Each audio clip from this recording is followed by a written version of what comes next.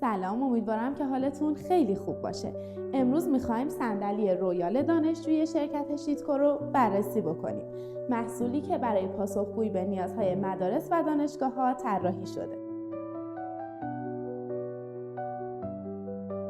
ما در شیتکو معتقدیم که یک محیط آموزشی ایدئال با انتخاب درست تجهیزات آموزشی شروع میشه و مصداقش همین صندلی رویاله. با نشستن روی این صندلی فوراً متوجه میشید که پشتی این صندلی ناحیه کمر رو کاملاً پوشش میده و باعث میشه احساس راحت تری داشته باشید. با بررسی دقیق ابعاد و مشخصات فنی با هم میبینیم که چرا صندلی رویال یک انتخاب درست و حرفه‌ای برای مراکز آموزشیه. ارتفاع نشیمنگاه 45 سانتی متری که به حفظ وضعیت صحیح بدن در طولانی مدت کمک میکنه و همینطور نشیمن صندلی با عرض 44 سانتی متر فضای کافی رو برای راحتی کاربر کاملا فراهم میکنه و از خستگی ناشی از نشستن طولانی مدت جلوگیری میکنه. و با اطمینان بهتون میگم مکانیزم باز و بسته شدن دسته این صندلی باعث میشه که استفاده خیلی راحت تری از این صندلی داشته باشید و از همه مهمتر یه جا خودکاری خوبم داره.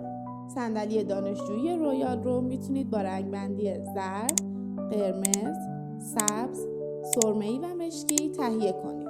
وزن 6 کیلوگرمی این صندلی تعادل کاملی بین استحکام و قابلیت جابجایی آسان ایجاد کرده.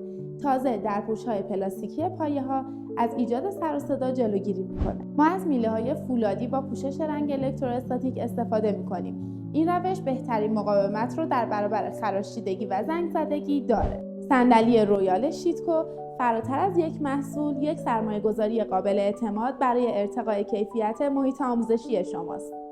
برای خریدش میتونید به فروشگاه‌های مبلمان اداری آموزشی سراسر کشور مراجعه کنید یا از طریق وبسایت ثبت سفارش کنید. همچنین میتونید با کارشناسان فروش ما در تماس باشید تا راهنمایی کاملتری برای ثبت سفارش به شما ارائه بدن.